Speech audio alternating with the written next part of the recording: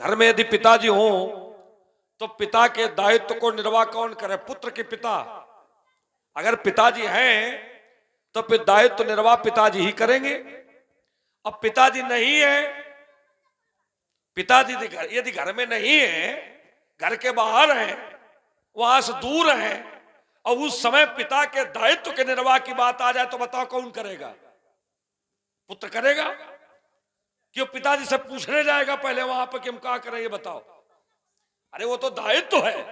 पिता के दायित्व का पुत्र निर्वाह करने का पूर्ण अधिकारी होता है कब? जब पिता अनुपस्थित होते हैं तब। अच्छा, इसको सरल करके बताएं।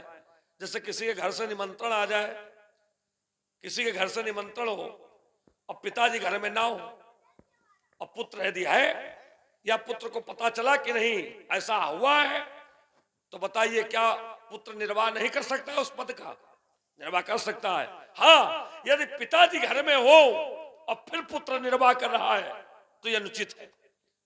कहने का अर्थ यह है कि पिता की उपस्थिति में पुत्र पिता के कर्तव्य का निर्वाह करे, यह उचित नहीं है। लेकिन पिताजी नहीं है तो पुत्र निर्वाह करने का पूर्ण अधिकारी होता है। ये उदाहरण है हमारा। ठीक इसी प्रकार से हमारे गुरुजी यहां नहीं है, हमारे गुरुजी यहां नहीं है, इसलिए हम अपने धर्म का निर्वाह कर सकते हैं। और तुम्हारे गुरुजी तो यहीं बैठे हैं। बताओ, तुम्हारे गुरुजी तो यहीं बैठे हैं, और जब गुरुजी बैठे तो फिर तुम निर्वाह क्यों कर रहे हो? बात ये है हमारी। हमारे महादेव जी यदि यहां कहीं बैठे होते तो हम ताल न ठोकते, लेकिन महादेव जी यहां नहीं है, इसीलिए मैं ताल ठोक रहा हूं। और तुम्हारे गुरुजी बैठे, जब बैठे तो तुम कर्तव्य निर्वाह क्यों कर रहे हो? बात तो यही हमारी है। गुरुजी क्यों नहीं खड़े हो रहे उठ करके? और इसका कारण भी बता दें। देखो, आप लोगों ने, क्योंकि आप लोग मानस पढ़ते हैं, हम जानते हैं, मानस में उत्तरकांड में एक बड़ा सुंदर प्रसंग दिया गया है। एक बार शंकर जी का एक भक्त शंकर जी के मंदिर में बैठ करके शंकर जी के नाम का जाप कर रहा था, और उसी समय गुरु जी आ गए, और उसने उठ करके अपने गुरु जी को प्रणाम नहीं किया। शंकर जी को क्रोध आ गया, और शंकर जी ने चेला को साप दे दिया। अब गुरु जी को जब पता चला कि हमारे शिष्य को साप मिल गया, तो गुरु जी ने क्या किया? उठ करके खड़े हो गए और शंकर जी के सामने हाथ जोड़ करके अपनी प्रार्थना करने लगे, नमामि समीसा निर्वाण रूपम। तो जब शंकर जी की प्रार्थना गुरु जी ने की, तो शंकर जी ने क्या कहा कि यद्यपि उसने पाप बड़ा भयानक किया था और मैंने क्रोधित होकर के उसको साप दिया था, लेकिन अब तुम्हारी साधुता देखकर मैंने निर्णय लिया है कि इस पर मैं विशेष कृपा करूं। तो ये चरित्र कहने का अर्थ क्या है कि वो गुरुजी, जो शिष्य गुरुजी के अनुकूल नहीं था, गुरुजी का अपमान करता था, फिर भी उसकी रक्षा के लिए गुरुजी उठ करके खड़े हो गए। तो यहां तो गुरुजी के कहने पर तोड़ा गया है, यहां तो गुरुजी के कहने से ही तोड़ा गया है। तो जब एक निरंकुश शिष्य के लिए गुरुजी उठ करके खड़े हो सकते हैं, तो जिसने गुरुजी के कहने पर कार्य किया हो, क्या उसकी रक्षा के निमित्त या उसके प्रति गुरुजी का कोई धर्म ही नहीं है? क्यों बैठे हैं गुरुजी? बात हमारी ये है। गुरुजी उठ करके खड़े हो, तुमने कहा कि हम गुरुजी से जाके कैसे कहें कि तुम उठ करके खड़े हो? हम नहीं कह सकते। देखो, गुरुजी से ये आदेश तुम्हें नहीं देना है कि आप उठ करके खड़े हो। निवेदन तो कर सकते हो। क्या निवेदन करने का भी अधिकार नहीं तुम्हारे पास? निवेदन तो किया जाता है, और निवेदन मिथिला में ही किया गया। सतानंद तब जनक बुलाए, और कौशिक मई मुनि पर तुरंत पठाए। अब बताइए, चेला गुरुजी को भेज रहा, जाओ तुम, तो ये चेला क्यों कर रहा है? क्या शिष्य को अधिकार है? नहीं है। लेकिन निवेदन में सारे अधिकार आ जाते हैं कि हमारा ऐसा निवेदन है, हमारी ऐसी अभिलाषा है, और मेरे निवेदन को आप स्वीकार करें। तो गुरुजी से तुम्हें ताल ठोक के थोड़े कहना उठ के खड़े हो। हाथ जोड़ करके प्रार्थना करो गुरुजी से, जहां बैठे हैं उनसे कहो महाराज परशुराम जी आ गए, और परशुराम जी धनुष तोड़ने वाले के लिए पर्स उठाए खड़े, आपने धनुष तोड़वाया है, मिथिला की स्थिति अच्छी नहीं है, आपसे हमारा निवेदन है मिथिला की इस परिस्थिति को संतुलित करने का आप प्रयास कीजिए, और नीचे कह दो प्रार्थी लक्ष्मण, ऐसे प्रस्तुत करो। हमें थोड़े कह रहे अपने गुरु जी को जाकर के आदेश करो, तो गुरु जी उठ करके दिखड़े होंगे तो फिर कुछ ना कुछ उस पर विचार किया जाएगा। आगे तुमने कहा, क्या कह दिया? तुमने कहा कि देखो, करो सदा तिनके रखवारी, जिम बालक राखे महतारी। बोले सदा का नियम है, देखो सदा का नियम है, लेकिन ठीक आगे क्या लिखा है? अपने मतलब का तुमने पढ़ा, अब फिर पढ़ना पलटा दिया। आगे क्या लिखा है? पौड़ भय ते सुत पर माता, अप्रीति करई नहीं पाछिल बाता। एक और लिखा, करो सदा तिनके रखवारी और जिम बालक राखे महतारी, लेकिन ठीक बाद में लिखा है पौड़ भय ते सुत पर माता, अप्रीति करई नहीं पाछिल बाता। बालक जब तक छोटा होता है, जब तक बालक छोटा होता है, माता के सहारे होता है, तब तक माता उसकी रक्षा करती है। बात आ गई कामना की। जब तक बालक की कामना रहती, मेरी माँ मेरी रक्षा, मैं पूरी मेरी माँ, तब तक। और जब बालक बड़ा हो जाता है और घर के बाहर जाता है, तो क्या फिर माता फिर बालक की उसी प्रकार से रक्षा करती है? बालक छोटा होता है, माता अपने हाथ से स्नान कराती है, और जब बालक बड़ा होता है तो सदा ये करो सदा नियम लगेगा कि करो सदा। सदा छोटा है तो मां स्नान करा रही है, और बड़ा है तब, जब बड़ा हो जाए तब तो क्या सदा लगेगा कि नहीं फिर मां स्नान करावे? बड़े हो जाने पर फिर पुत्र का दायित्व बन जाता है, उसकी फिर ये कामना नहीं होनी चाहिए। छोटी अवस्था में बालक की परिस्थिति अलग होती है, और बड़े हो जाने पर उसकी स्थिति अलग होती है। यही है सकाम और निष्काम। बड़ा होना माने निष्काम, और छोटा रहना माने सकाम। माता के प्रति उसका सकाम भाव है प्रत्येक परिस्थिति में। और वही मैंने उत्तर पहले दिया था कि भक्त जब सकाम होता है तो भगवान रक्षा करते हैं, और जब निष्काम होता है तो कोई आवश्यक नहीं भगवान उसकी रक्षा करें। बात वही है, उसी जगह पर है। तुमने कहा शंकर जी किसी को मारना चाहे तो कोई बचा नहीं सकता है, और शंकर जी जिसे बचाना चाहे उससे कोई मार नहीं सकता है। अब देखो, इसका भी काट हम तुम्हें दिए देते हैं। ये भी कोई आवश्यक नहीं है। मैं शंकर जी की महिमा पर कोई प्रश्न नहीं खड़ा कर रहा हूं, लेकिन कभी कभी ऐसा भी हो जाता है कि शंकर जी मारना तो चाहते हैं लेकिन मार नहीं पाते हैं। अब प्रमाण ले लो जलंधर का, सम्मुखीन संग्राम अपारा। अपारा माने साल 2 साल 4 साल कोई समय नहीं है। सम्मुखीन संग्राम अपारा, अब मारना चाहते हैं पर धनुज महाबल मरई ना मारा। मर नहीं रहा है। क्यों? क्योंकि परम सती असुराधिप नारी, तेई बल ताही ना जितई पुरारी। महादेव जी महाकाल है, सर्वसमर्थ है, सब कुछ कर सकते हैं, लेकिन कभी कभी ऐसी स्थितियां आ जाती हैं कि शंकर जी चाहते तो है कि हम मारें, लेकिन मार नहीं पाते हैं। और कभी कभी ऐसी स्थितियां आती हैं कि शंकर जी चाहते तो है कि हम बचावें, लेकिन बचा नहीं पाते हैं। और शंकर जी भी कह देते हैं कि अब हुई है सोई जो राम रची राखा, और को कर तर्क बढ़ावे शाखा। बचाना तो चाहते हैं कि नहीं ऐसा ना हो, लेकिन जब स्थितियां ऐसी आती हैं तो शिव जी सर्व समर्थ होने के बाद भी ऐसा निर्णय ले लेते हैं। राजकुमार, इसीलिए तुमको यहाँ पर चिंतन करना चाहिए। चलिए महाराज, जो चिंतन आपने दिया है, आपने कहा कि लक्ष्मण कभी कभी ऐसा होता है कि भगवान मारना चाहते हैं और मार नहीं पाते हैं, और कभी कभी ऐसा होता है कि भगवान बचाना चाहते हैं और बचा नहीं पाते हैं। कभी कभी पर आपका चिंतन आज ज्यादा है, प्रायः पर चिंतन नहीं। कभी कभी ऐसा, कभी कभी जो होता है वो हम नहीं कहा था कि वो नियम नहीं बन जाता, वो अपवाद रहता है ना। जैसे प्रश्न ये आवे कि एक वर्ष में कितने महीने होते हैं, तो उत्तर क्या लिखा जाएगा? उत्तर ये लिखा जाएगा कि एक वर्ष में 12 महीने होते हैं, लेकिन कभी कभी 13 भी होते हैं। लेकिन 13 यदि लिख दोगे तो उत्तर काट दिया जाएगा, गलत कर दिया जाएगा। क्यों भाई? जैसे प्रश्न ये आवे एक व्यक्ति के हाथ में कितनी अंगुली होती है? 5, लेकिन कभी कभी किसी किसी के 6 भी होती है, तो वो नियम नहीं बन जाएगा। नियम अलग है। कभी कभी ऐसा होता, अब देखिए चिंतन जो आपने दिया कि कभी कभी ऐसा होता है कि शंकर जी मारना चाहते लेकिन मार नहीं पाते, है ना?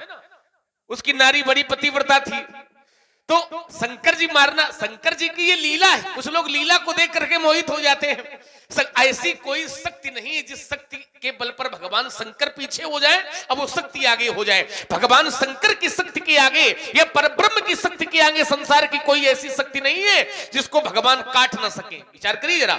अब आपने कहा परम सती असुराधिप नारी और तही बल ताहि न जितब पुरारी, तो यदि सती नारी का इतना ही बल होता है कि भगवान उसके पति को नहीं मार पा रहे हैं, तो हमने तो ये जाना, हमारे गुरुजी ने हमें बताया था, जिस समय मार्ग में थे हम, तो हमारे गुरुजी ने बताया था कि एक बार भगवान विष्णु ने पतिव्रता स्त्री का गला काट दिया था। किसका? बाबा भृगु जी की पत्नी ख्याति का। तो जब सती नारी का इतना बल होता है कि जालंधर को शंकर जी नहीं मार पाए, तो फिर भगवान विष्णु ने सती नारी ख्याति का गला कैसे काट दिया? और समाप्त हो गई। तो भगवान की ये लीला है कि लीला कर रहे हैं और लीला में उन्होंने जालंधर को नहीं मारा, तो क्या ये मान लिया जाएगा कि भगवान नहीं मार पा रहे हैं, नहीं मार पाएंगे?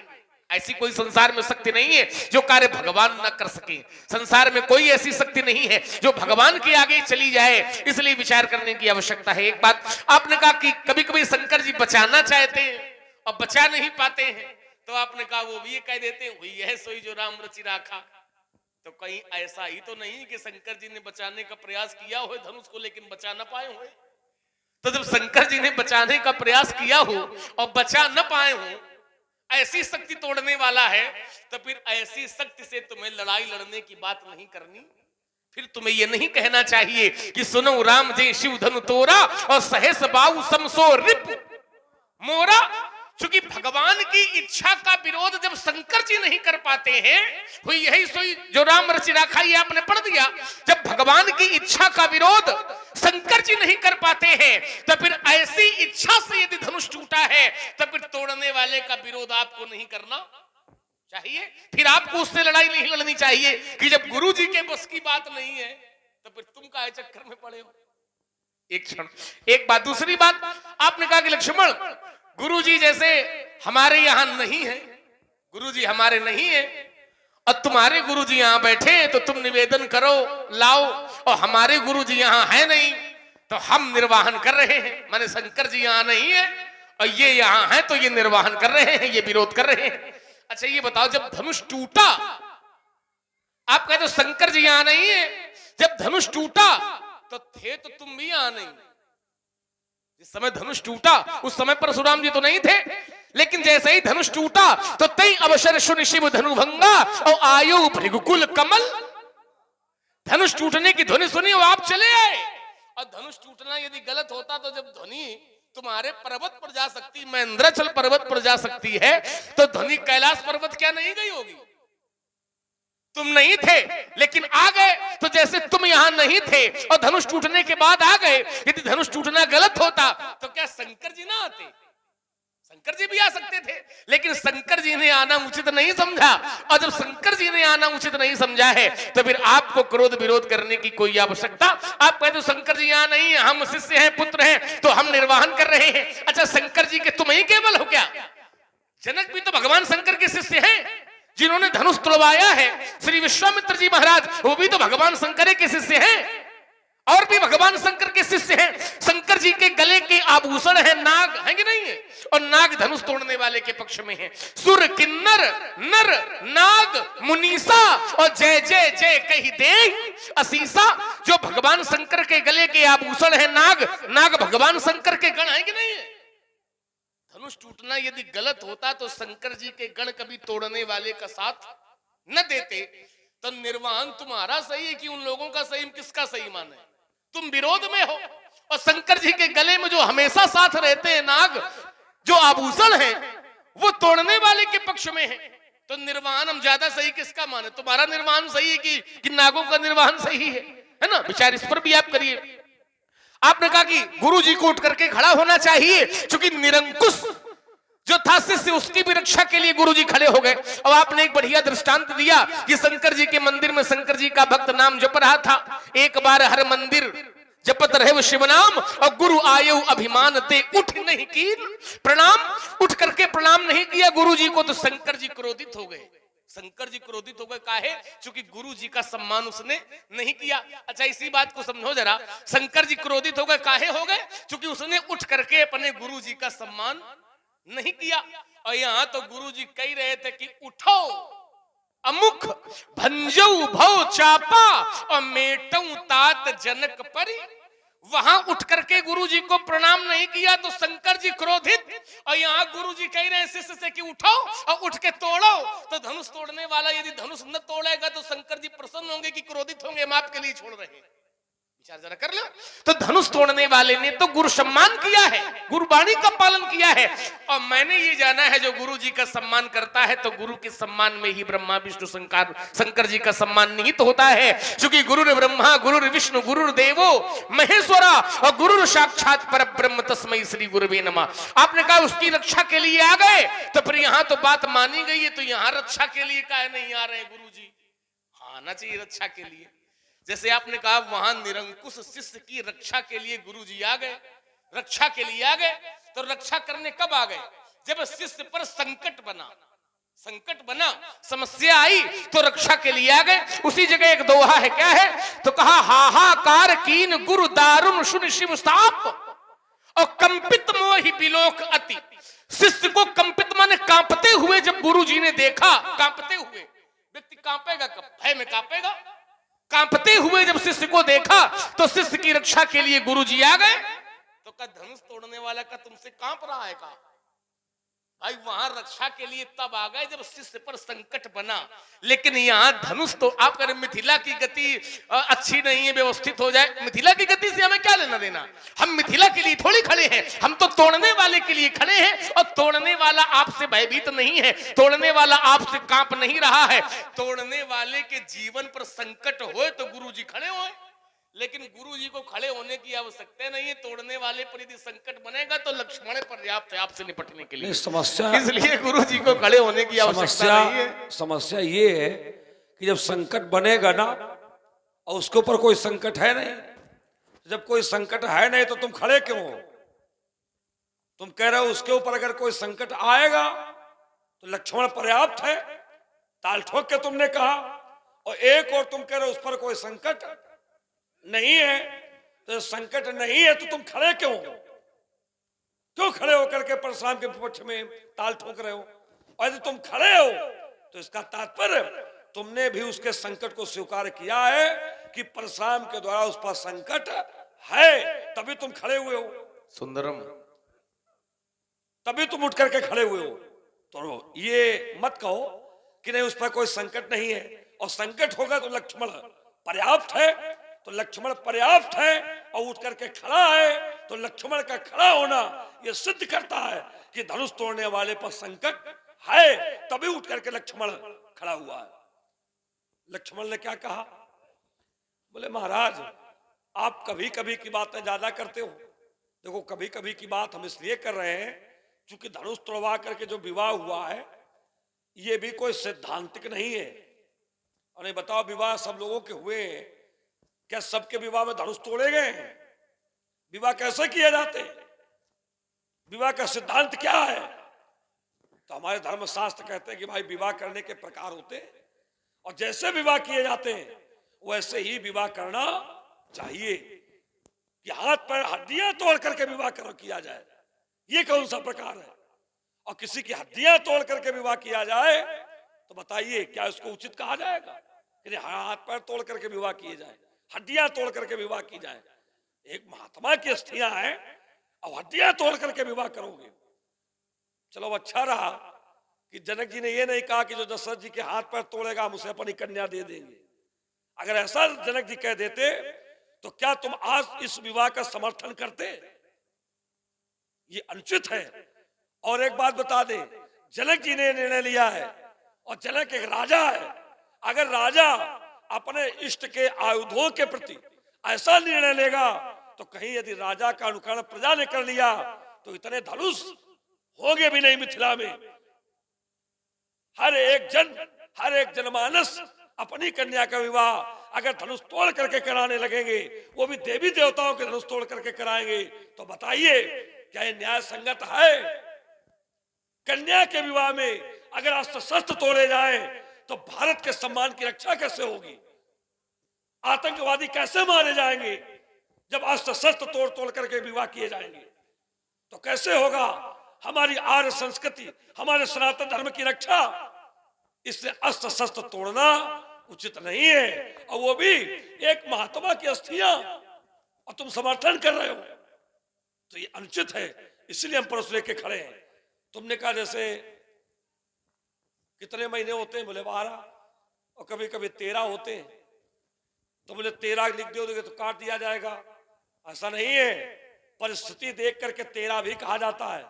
अब विचार कीजिए, हिरण्यकशिप ने कहा था हम 12 महीने में से किसी महीने में ना मरे, 12 महीने में किसी महीने में ना मरे, और उसी के लिए बनाया गया 13वां महीना, उसी के लिए बनाया गया था। तो भगवान ने कहा बताओ, बोले 12 महीने में नहीं मरेंगे। भगवान ने कहा तुम्हारे लिए अलग से बनाया ही, हाँ ये है 13वां। तो उस समय भगवान ने कहा ये 13वां महीना है।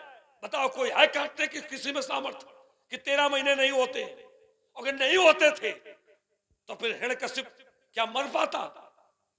क्योंकि उसने कहा था हम 12 महीने में किसी महीने में ना मरे। तो भगवान ने उसको मारने के लिए एक एक दिन कम करके, एक एक दिन हटा करके 13वां महीना बनाया, और नाम क्या रखा? अपने ही नाम पर रख दिया पुरुषोत्तम मास। पुरुषोत्तम माने भगवान, भगवान के नाम है पुरुषोत्तम। तो राजकुमार, कभी कभी अगर कोई परिस्थितियां बन रही है तो उन परिस्थितियों पर भी इस प्रकार से विचार न करना, ये बुद्धिमानों का लक्षण नहीं होता है। इनको भी सुन ले महाराज, फिर बोलो आप। रसो वैसा तो है नहीं, क्यों होगा? पति का सत्य जब प्रबल होता है तो पति का अनिष्ट नहीं होता है। मैंने कहा था, और लक्ष्मण प्रमाण क्या दे रहा है? बोले भृगु जी की पत्नी ख्याति का शीश भगवान विष्णु ने क्यों काट दिया? अरे भाई, ख्याति का शीश काटा है ना, तो ये पत्नी का शीश कटा है। अब पत्नी के पतिव्रता सतीत्व का बल किसके साथ होता है? पति के साथ। और शीश किसका कटा है? पत्नी का। तुम अंगगणित का नियम बीजगणित में लगा रहे हो, और हमें तुम ज्ञान दे रहे हो कि ख्याति का शीश कैसे कट गया। अरे पत्नी का सतीत्व जो होता है वो पति के साथ होता है। तो भृगु जी का क्या हुआ? भृगु जी का क्या अनिष्ट हो पाया? भृगु जी का कुछ हुआ? भृगु जी ने क्या किया? जब ख्याति का शीश कटा तो भृगु जी ने जानते हो क्या किया? अपनी पत्नी के कटे हुए शीश को भृगु जी ने आकर के जोड़ दिया, जीवित कर दिया अपनी पत्नी को। अब विष्णु भगवान ने काटा था तो विष्णु भगवान को साप दे दिया, कह दिया नारायण तुमने मेरी पत्नी का शीश काटा है, मरण समय में कितनी पीड़ा होती है तुम क्या जानो, तुमने मेरी पत्नी का शीश काटा है। मैं तुम्हें साप देता हूं कि संसार में ये दैत्य जब जब अत्याचार करेंगे तब तब शंकर जी के अवतार नहीं होंगे, ब्रह्मा के अवतार नहीं होंगे। इन दैत्यों का वध करने के लिए नारायण केवल तुम्हें ही अवतार लेना पड़ेगा। सा अवतार तो किसी का भी हो सकता है, जैसे हनुमान जी साह अवतारी हैं तो कौन है? शंकर जी हैं। जामवंत जी कौन है? ब्रह्मा जी हैं तो साह अवतारी हैं। लेकिन प्रमुख अवतार भगवान नारायण का ही इस वसुंधरा पर होता है। ये है भृगु की पहचान, ये है भृगु का अस्तित्व। और आज भी मीन कमठ सूकर नरहरि बावन जो भी अवतार होते हैं शंकर जी के नहीं, ब्रह्मा जी के नहीं, भगवान नारायण के ही होते हैं। और किसने साफ दिया? ये भृगु जी ने साफ दिया था। विचार करो कि उनकी प्रतिष्ठा कितनी प्रबल, किसकी? भृगु जी की। और ज्यादा विचार करना हो तो भगवान विष्णु का अगर कोई चित्र मिले, क्योंकि दर्शन तो होंगे नहीं। अगर कोई चित्र मिले तो चित्र में ध्यान से देखना। ये कैसे कह दिए दर्शन नहीं होंगे? अब इसलिए कह दिया है क्योंकि वो भगवान है, तुम जीव हो। अच्छा, तो जीवों को भगवान के दर्शन होते? अरे हमने कहा क्या कि दर्शन हो तो सकते नहीं, इतनी जल्दी थोड़ी दर्शन कर लोगे।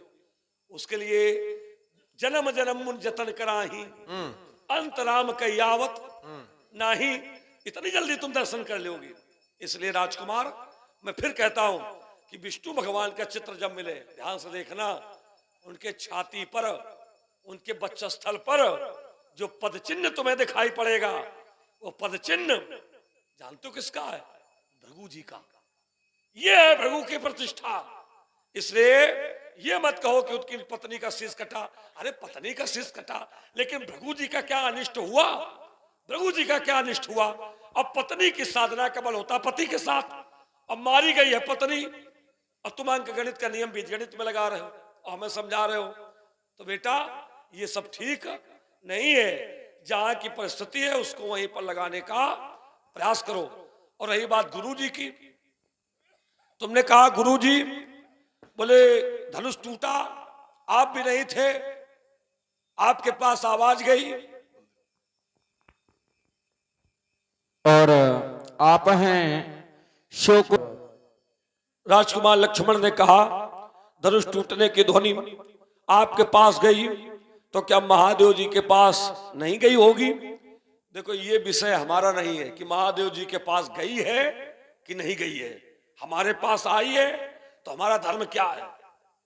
हमारे पास आई शंकर जी के धनुष के टूटने की ध्वनि, तो एक शंकर जी के शिष्य का धर्म क्या होना चाहिए, वो उसका निर्वाह मैं कर रहा हूं।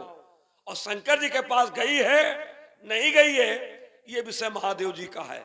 लेकिन मैं शिष्य हूं, महादेव जी की स्थिति का निर्णय लेकर के नहीं, अपने धर्म का, अपने सेवा भाव का निर्णय लेकर के जो शिष्य का धर्म होता है उस धर्म का मैं निर्वाह कर रहा हूं। अब जैसे ध्वनि तो पूरे ब्रह्मांड में गई है, तो क्या अयोध्या नहीं गई है? का अयोध्या भी तो गई होगी। और तुम्हारे पिताजी चक्रवर्ती राजा हैं, और पृथ्वी हिल जाए और चक्रवर्ती राजा देखने ना हो, बताओ, पृथ्वी हिल जाए, भूकंप आ जाए और जो चक्रवर्ती राजा हो वो देखने ना आए, तो क्या ये राजधर्म का निर्वाह है? लेकिन तुम्हारे पिताजी क्यों नहीं आए, क्या कारण है? ये हमारा विषय नहीं है। ये हमारा विषय ये है, मेरे गुरु जी का तोड़ा गया है, मैं शिष्य हूं, मेरा विषय है, मैं उसका निर्वाह कर रहा हूं। और रही बात शंकर जी के, बोले समर्पित हो जाता है। देखो समर्पित की स्थितियां ये है कि जैसे शंकर जी का मंदिर है और शंकर जी के मंदिर को अगर कोई तोड़े और शंकर जी ना आए तो क्या मतलब है कि शंकर जी चाहते हैं तो डरो मंदिर, क्या ये अर्थ लिया जाएगा? शंकर जी का मंदिर यदि कोई तोड़े और शंकर जी मंदिर बचाने ना आए तो क्या ये निर्णय ले लिया जाएगा कि शंकर जी ने उसको तोड़वा दिया है? और जाने कितने मंदिर देवी देवताओं के ऐसे हैं जो अत्याचारियों ने तोड़े और आज धर्मात्मा उनका सृजन कर रहे हैं। और देवी देवता अगर नहीं आए तो क्या हम ये मान लें कि देवी देवताओं ने सब मंदिर तोड़वा डाले? ये कोई नियम नहीं है कि भगवान है हमें रक्षा के लिए, भगवान नहीं आते हैं। और कभी कभी भगवान अपने भक्तों को भी भेज देते, ये भी तो नियम है। क्या ये नियम नहीं है कि भगवान के भक्त पर कोई आपत्ति हुई या कोई भगवान के भक्त का अपमान हुआ, भगवान नहीं आए लेकिन भगवान ने अपने भक्तों को भेज दिया, ये भी तो नियम होते हैं।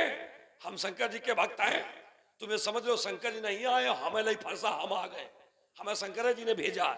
ये फरसार समरा तुम्हारा चलेगा नहीं, ये हमें ना दिखाओ, इससे हम डरने वाले नहीं। बहुत तेज चलता है। अब जो तेज चलता है कि धीमे चलता है ये तो तब समझ में आएगा जब चलेगा, लेकिन ये चलाएगा नहीं हमारे साथ। आकर चला दे क्या? ठीक है, अब आइए जो आपने बातें रखी उस पर उत्तर ले ले, फिर हम फरसे की भी धार देख लेंगे कितना धार कितनी तेज चलता है। अब इन्होंने कहा कि लक्ष्मण जैसे कोई मंदिर तोड़े, अत्याचारियों ने जाने कितने मंदिर तोड़ दिए, तो क्या मान लिया जाए कि देवी देवता रक्षा करने नहीं है? कभी कभी भक्तों को भेज देते हैं वो रक्षा के लिए, बहुत बढ़िया बात। अब आपने कहा मंदिर यदि देवी देवता का कोई तोड़े तो भक्त रक्षा के लिए आगे आएंगे, ये कोई आवश्यक नहीं कि भगवान ही आवे। ठीक है, यदि देवी देवताओं का कोई मंदिर तोड़े तो रक्षा के लिए भक्त भी आते हैं, और जो अत्याचारी मंदिर को तोड़ेगा उसके विरोध में भक्त खड़े हो जाते हैं, तोड़ने वाले के विरोध में। जो अत्याचारी यदि कोई तोड़े तो फिर भक्त जो होते हैं भगवान के, वो उसका विरोध करने लगते हैं। अच्छा, साधु संत भगवान के भक्त हैं कि नहीं है? बताओ छाप लोग। संतों ने ही मंदिर बनवाया, कोई तोड़वावे अत्याचारी मंदिर कौन बनवाएगा? जो संत प्रवृत्ति का व्यक्ति होगा वो उसमें सहयोग करेगा। साधु संत भगवान के भक्त होते हैं, और सत्य के लिए तो भगवान भी कहते हैं जान सुसंत अनंत समाना। ब्रह्म ने स्वयं कह दिया मोते अधिक संत करी लेखा। यदि मंदिर तोड़ने से आप जोड़ रहे हो तो धनुष तोड़ने वाले ने धनुष तोड़ा, और यहाँ के भक्त जो भगवान के भक्त हैं, जो संत हैं, वो धनुष तोड़ने वाले की आरती कर रहे हैं। करई आरती पुर नर नारी और देह निछावर वित्त विसारी, वो धनुष तोड़ने वाले की आरती कर रहे हैं। कौन? संत। तो संत भैया का मंदिर तोड़ने वाले की आरती करेंगे? बताओ इनका जरा। संत मंदिर तोड़ने वाले की आरती नहीं करेंगे, संत भले व्यक्ति की ही आरती करेंगे, और साधु संत धनुष तोड़ने वाले की आरती कर रहे हैं। इसलिए ये नियम आपका यहां लगने वाला नहीं है। यदि धनुष तोड़ने वाला मंदिर तोड़ने की श्रृंखला में होता, मंदिर तोड़ने के क्रम में होता, तो फिर साधु संत धनुष तोड़ने वाले का विरोध करते, बल्कि धनुष तोड़ने वाले की आरती नहीं करते। यदि मंदिर तोड़ने के क्रम में होता तो फिर यह न होता कि ब्रह्मादिक सुर सिद्ध मुनीसा और प्रभु प्रशंसा, फिर धनुष तोड़ने वाले की प्रशंसा न की जाती, आशीर्वाद न दिया जाता, फूल न बरसाए जाते। अच्छा, देवता फूल किस पर बरसाएंगे? मंदिर तोड़ने वाले पर। और देवी देवताओं की बात कर रहे हो कि देवी देवताओं का कोई मंदिर तोड़े, तो देवी देवताओं का कोई मंदिर तोड़े तो क्या मंदिर तोड़ने वाले पर देवता फूल बरसाएंगे? और देवताओं ने यहाँ तोड़ने वाले पर फूल बरसाए हैं, इसलिए धनुष तोड़ने वाला और मंदिर तोड़ने के क्रम में ये आपकी बात यहाँ बनने वाली नहीं है। एक बात। दूसरी बात, हमने ही कहा था कि संसार की कोई ऐसी शक्ति नहीं जो परमात्मा की शक्ति से बढ़कर के हो जाए। यदि पातिव्रत धर्म की इतनी ही शक्ति है, इतना ही श्रेष्ठ बल है, इतनी ही श्रेष्ठ तपस्या है, तो फिर भगवान नारायण ने भृगु जी की पत्नी का कंठ काहे काट दिया, वध कर दिया? तो इन्होंने कहा कि लक्ष्मण, तुम बीज गणित का सूत्र जो है वो अंक गणित में लगा रहे हो। पत्नी की जो तपस्या होती है, जो सती होता है बल, वो पत्नी का स्वयं पर नहीं होता है, बल्कि उसके। ये जान के हमें बड़ा अच्छा लगा जो ये नियम आपने हमारा गलत बताया कि तुम बीज गणित का सूत्र अंक गणित में लगा रहे हो। तो ये जान के हमें अच्छा लगा कि तुम्हारे पत्नी होए भले ना, लेकिन तुम्हें नियम पूरे पता है कि पत्नी की तपस्या किस पर लगेगी, पति पर लगेगी कि स्वयं पर लगेगी। ये नियम आपने बढ़िया किया, हमें बता दिया, तो हमें भी जानकारी हो गई कि पत्नी की तपस्या जो होती है वो उसके पति पर होती है। तो आपने कहा कि लक्ष्मण, यदि भगवान विष्णु का कभी दर्शन करोगे तो बाबा भृगु की प्रतिष्ठा यह है कि नारायण की छाती में लात मार दी भृगु जी ने, भृगु की पत्नी का कंठ तो काट दिया नारायण ने, लेकिन भृगु जी का क्या अनिष्ट हुआ? अच्छा, यदि तपस्या का बल इतना है कि नारायण की छाती में लात मार दी, भृगु जी का कुछ अनिष्ट नहीं हुआ, तो हमने तो ये जाना कि राजा दक्ष के यज्ञ में भृगु जी की दाढ़ी मूंछें उखाड़ी गई थी। जिस समय वीरभद्र को भगवान शंकर ने भेजा था, समाचार जब शंकर पाए तो वीरभद्र करिकोप पठाए, तो वीरभद्र ने बाबा भृगु जी की दाढ़ी मूंछें उखाड़ी थी। तो भैया दाढ़ी मूंछें उखड़ जाए समाज में तो ये अनिष्ट नहीं है क्या? अनिष्ट नहीं है क्या? इससे बड़ा अनिष्ट क्या? मुछ तो व्यक्ति की शान होती है, अब मुछ दाढ़ी तुम्हारी भृगु जी की उखाड़ ली गई, तो फिर बाबा उनकी पत्नी की तपस्या का बल कहां चला गया था?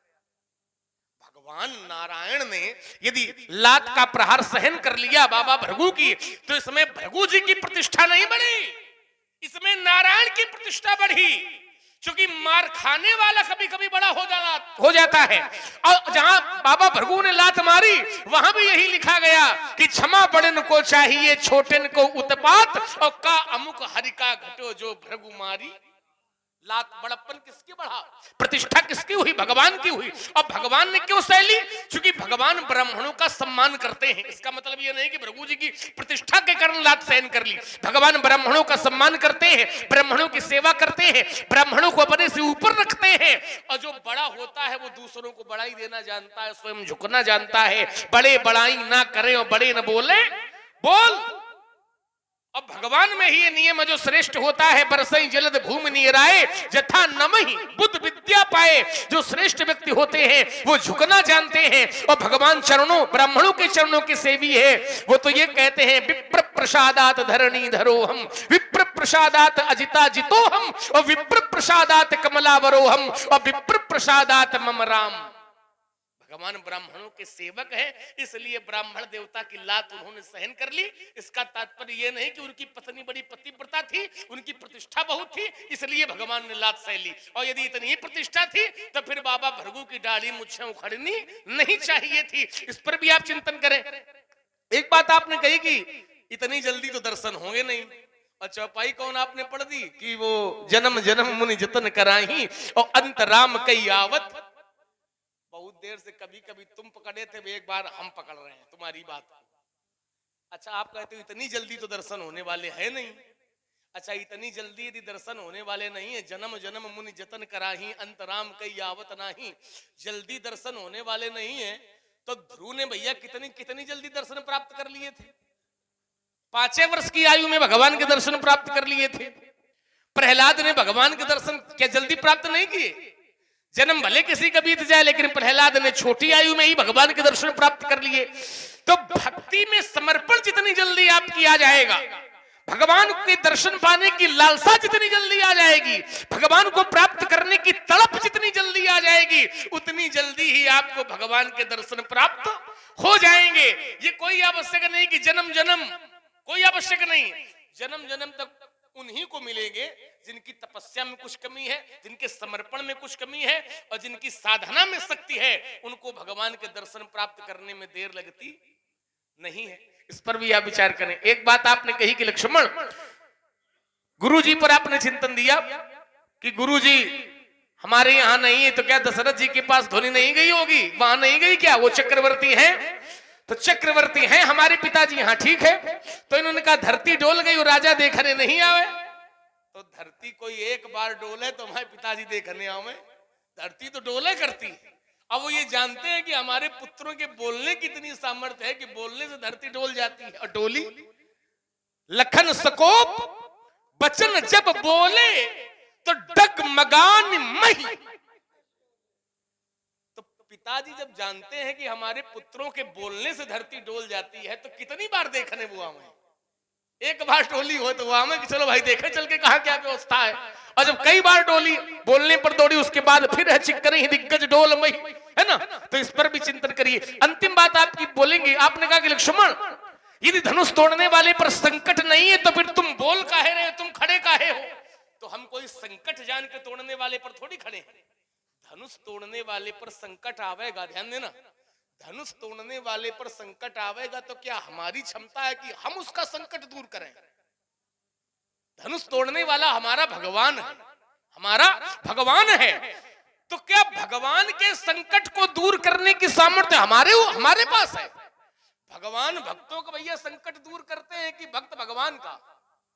हमने तो ये जाना कि भगवान भक्त का संकट दूर करते हैं और हम तोड़ने वाले के भक्त हैं। तो तोड़ने वाले के जब हम भक्त हैं तो भगवान का संकट दूर करने की सामर्थ्य हमारे पास नहीं है। हम इसलिए बोल रहे हैं क्योंकि धनुष तोड़ने वाले के आप विरोध में हैं, आप अपमान में हैं। और जब धनुष तोड़ने वाले के विरोध में हैं तो भक्त के सामने यदि कोई भगवान का विरोध करेगा तो फिर भक्त खड़ा हो जाएगा, भक्त बैठ करके सुनेगा नहीं। और इसका प्रमाण हम आपके घर से दिए देते हैं। जिस समय ब्रह्मा जी की सभा में भगवान शंकर का अपमान राजा दक्ष ने किया, ब्रह्म सभा हमसन दुख माना, भगवान शंकर का अपमान राजा दक्ष ने किया। तो दक्ष विरोध कर रहे थे शंकर जी का, और वहीं शंकर जी के सेवक नंदी बाबा बैठे थे। तो नंदी बाबा ने उठ करके विरोध किया कि दक्ष, जिस मुख से तुम शंकर जी का विरोध कर रहे हो, मेरा ये श्राप है कि तुम्हारा ये मुख ही नष्ट हो जाएगा। यही कारण कि दक्ष का मुख नष्ट हुआ और राजा दक्ष के बकरे का सर लगाया गया। तो नंदी बाबा क्या जान करके उठे? स्वामी का विरोध जान करके उठे कि शंकर जी पर संकट है इसलिए खड़े हुए। विरोध के कारण ये जान करके खड़े नहीं हुए कि राजा दक्ष भगवान शंकर के लिए संकट बन करके है, तो हम संकट दूर करने के लिए खड़े हो जाए। तो संकट दूर करने के लिए हम खड़े नहीं होंगे। और तुम तोड़ने वाले पर संकट क्या बनोगे, तुम तो हम ही पर न बन पाओगे। ये उल्टी सीधी बातें बंद करो, न फरसा लेके महाराज भाग जाओगे। मेरे मन में भी अब भाया है और देखूंगा किसकी मैया ने कितना दूध। देखो, अगर तुम्हें दूध देखना है तो ये हाथ में जो यंत्र लिए उसको रखो अलग, आवाज दो दो हाथ कर लो, भी पता चल जाएगा किसकी मैया चार है। चार कर लो। चार नहीं, एक हाथ नहीं झेल पाओगे। एक हाथ, ये समय बताएगा। केवल तुम्हारी उद्दंडता बोल रही है। एक हाथ नहीं झेल पाओगे हमारा। राजकुमार लक्ष्मण,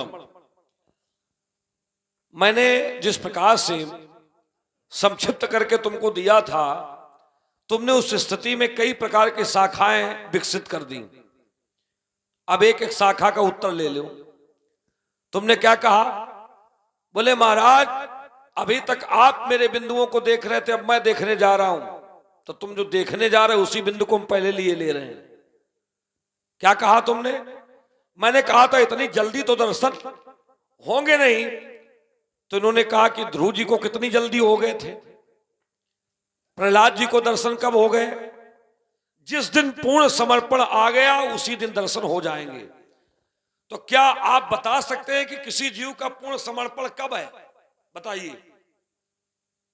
क्या किसी जीव को देखकर आप उसके पूर्ण समर्पण का निर्णय ले सकते हैं कि ये पूर्ण समर्पण निश्चित है कि एक जन्म में ही आ जाए? इसीलिए लगा जन्म जन्म मुनि, जाने कितने जन्म बीत जाते हैं। लेकिन ये निश्चित है कि जैसे कोई व्यक्ति भगवान की ओर बढ़े तो भगवान की ओर जब बढ़ता है और साधना करता है और साधना करते करते उसका काल आ जाए और उसका प्राणांत हो जाए, भगवान तो नहीं मिलते हैं, लेकिन भगवान की कृपा ये रहती है कि उसका पतन नहीं होता है। नामे भक्ता परस्ती, उसका पतन नहीं होता है। अब भगवान उसको फिर मनुष्य के घर में जन्म देते हैं और जितनी उसने साधना की है उस साधना के आगे भगवान उसकी परिस्थिति जोड़ते हैं। उसमें ये नहीं है कि आप फिर से शुरू हो। जितनी आप साधना कर चुके हैं उस साधना के आगे आपकी साधना शुरू होगी।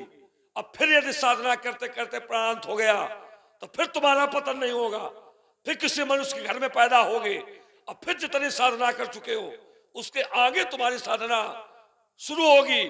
और साधना कब तक चलेगी? जब तक भगवान की प्राप्ति तुम्हें नहीं हो जाएगी तब तक चलेगी। कभी भगवान के भक्त का पतन नहीं होता है। भगवान अपनी कृपा से उसका उत्थान ही किया करते हैं। लेकिन ये कोई निश्चित नहीं है कि भगवान के दर्शन आप जल्दी कर ले, कोई आवश्यक नहीं है। ये तो भगवान की कृपा पर निर्भर है, ये तो भगवान की कृपा पर आश्रित है। अब भगवान कृपा कब करेंगे इसका कुछ निर्णय नहीं हो सकता। इसलिए हम भक्त कहते हैं, इसलिए भगवान के भक्त सब ये कहते हैं कि भगवान कब मिलेंगे ये कोई निश्चित नहीं है, लेकिन हमें अपने धर्म का निर्वाह करते रहना चाहिए। ये इसका आधार है। अब जैसे ध्रुव जी को भगवान मिले, कितने दिन में मिले? मात्र 5 महीने में मिले, मात्र 5 महीने में मिले। और ध्रुव जी को भगवान मिले, उसका श्री गणेश कहां से हुआ? नारद जी रूपी भगवान पहले ही मिल गए। नारद जी कौन है? ये भी भगवान के अवतार हैं। नारद जी भी भगवान के अवतार हैं। तो भगवान के अवतार नारद जी ने ध्रुव जी के जीवन में ऐसी स्थितियां, ऐसे मंत्र दिए, ऐसी मंत्र दी, ऐसी साधना बताई कि उसका अनुकरण करके फिर भी ध्रुव जी को 5 महीने का समय लग गया। ऐसा नहीं कि तुरंत मिल गए हो, फिर भी 5 महीने का समय लगा। माने भगवान के अवतार, भगवान इज से गुरु मंत्र दे। नारद जी कौन है? भगवान। भगवान के 24 अवतारों में नारद जी का नाम है। भगवान इज से गुरु मंत्र दे रहे हैं। अब फिर भी उसको 5 महीने तपस्या करने के लिए लगा। एक बालक होकर के साधना कैसे की है? उठा करके देखो, 3-3 दिन का समय जाता था तो कैथा और बेर खाता था, और उसके बाद फिर विराम। अगला जब महीना आया तो फिर जानते हो 6-6 दिन के अंतराल में कैथा पेड़ भी बंद, केवल सूखे पत्ते खाता था। उसके बाद जब तीसरा महीना आया तो सूखे पत्ते भी बंद, केवल जल का पान कर 9 दिन के अंतर में 9 दिन तक खड़ा रहता था और फिर 9 दिन के अंतराल में जल का पान करता था। उसके बाद जब चौथा महीना आया तो उसने जल लेना भी बंद कर दिया और दिन फिर 3 बढ़ा दिए। अब हो गए 12 दिन। 12 दिन के अंतराल में केवल सांस लेता था, बस केवल वायु के सहारे रहता था। और उसके बाद जब 5वां महीना आया तो सांस लेना भी बंद कर दिया था उसने। ये थी उसकी साधना।